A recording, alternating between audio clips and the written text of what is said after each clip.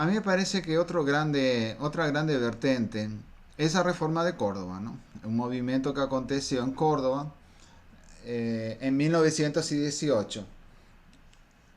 Ustedes saben que Córdoba es una provincia de Argentina y fue ahí que en esa data, vean vocês, un año después de la Revolución Rusa, ¿no?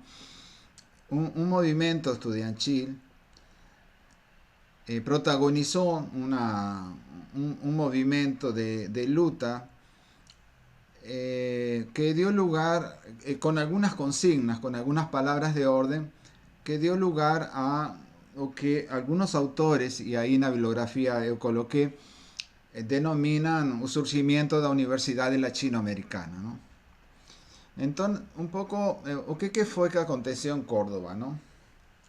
Na verdade, os estudantes se organizaron contra as autoridades da Universidade de Córdoba. E particularmente os estudantes eran contrarios a que nos conselhos da universidade participasse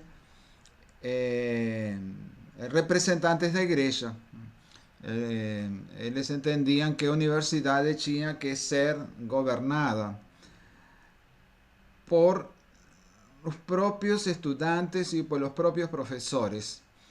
Y tenían que afastar de la gestión de la universidad a intervención de ese sector religioso. Entonces fue un movimiento que tenía un carácter contra la oligarquía académica, ¿no? Mas na verdade não era só contra a oligarquia acadêmica, diríamos assim, era contra a oligarquia que naquele momento dominava a vida social. Estamos falando do início do século XX. A oligarquia agrária, não? São os grandes proprietários da terra que herdaram ou ficaram com as terras da época colonial, não? Depois da independência, não? Como tanto na Argentina como Brasil, enfim, nos países da América Latina não houve uma reforma agrária. Entendem? A grande propriedade da terra se manteve depois das lutas pela independência.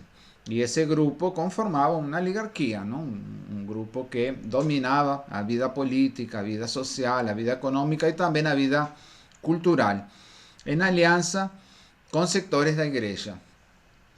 Então, houve um repúdio dos estudantes a indicação do rector por parte do governo, naquele caso do governo de Buenos Aires, e isso deu lugar a essa resistência, não?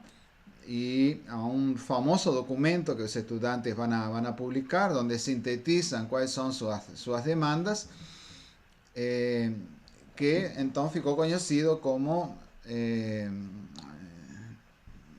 o documento da Reforma de Córdoba. Y en ese documento y en ese proceso, por tanto, de lucha, que fue victorioso no final,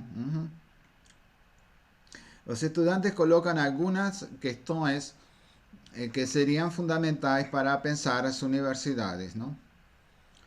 Y ahí yo coloqué algunos elementos.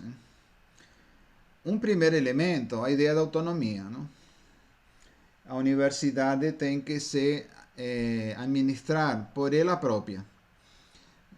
O governo não tem que indicar o reitor, sino que ela própria tem que eleger seu reitor através dos seus segmentos, né?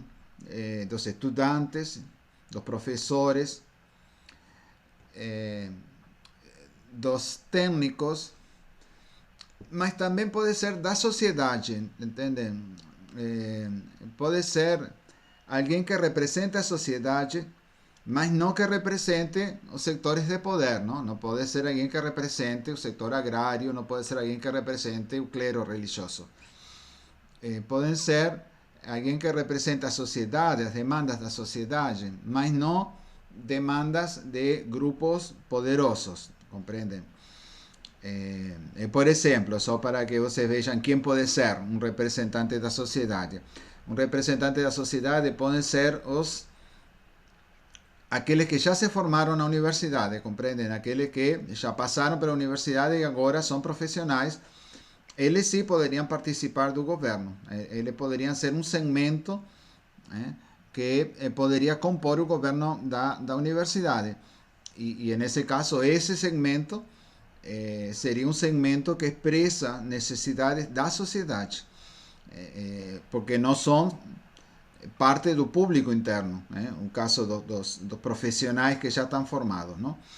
Compreendem que então participação dos estudantes, participação dos funcionários, dos docentes, participação dos funcionários.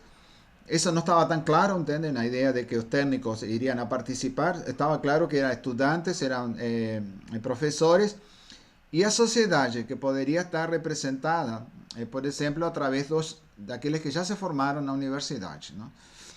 Entonces, una idea de autonomía es una idea muy fuerte, muy poderosa. Ainda para nós hoje, ¿no? La idea de autonomía es una idea poderosa.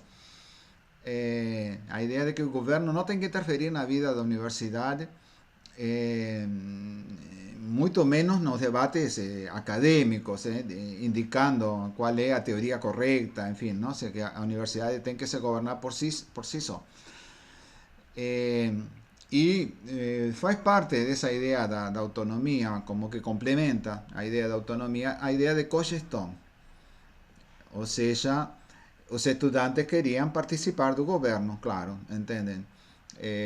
De fato era um movimento contra, diríamos assim, o poder dos professores, e eles queriam participar da gestão da universidade, queriam diminuir o poder dos professores. Basicamente, os estudantes queriam diminuir o poder dos professores no sentido de una institución que existía en aquella época y que entre nós existió durante muchas décadas también, que era a llamada cátedra, ¿no? Un profesor catedrático, ¿no? Que era un profesor que llegaba al topo de la institución universitaria, ¿no? Y que actuaba de una forma que los estudiantes entendían despótica, ¿no? Y por eso eles querían acabar con esa institución do catedrático, ¿no? Y por eso querían disminuir el poder dos profesores, que los profesores tuviesen menos poder dentro de la estructura universitaria y aumentar el poder dos estudiantes. Eles se presentaban como siendo un factor de equilibrio do poder en exceso que eles entendían que los profesores tenían, ¿no? Y por eso a idea de cogestão, de los estudiantes participar en igualdad de condiciones con los profesores na gestão da universidade, ¿no? Podemos decir que había ahí una idea de un tercio y un tercio, ¿comprenden? Los estudiantes tenían que tener participación de un tercio na gestão da universidade. ¿Se está pudiendo acompañar? ¿Sí? Bom,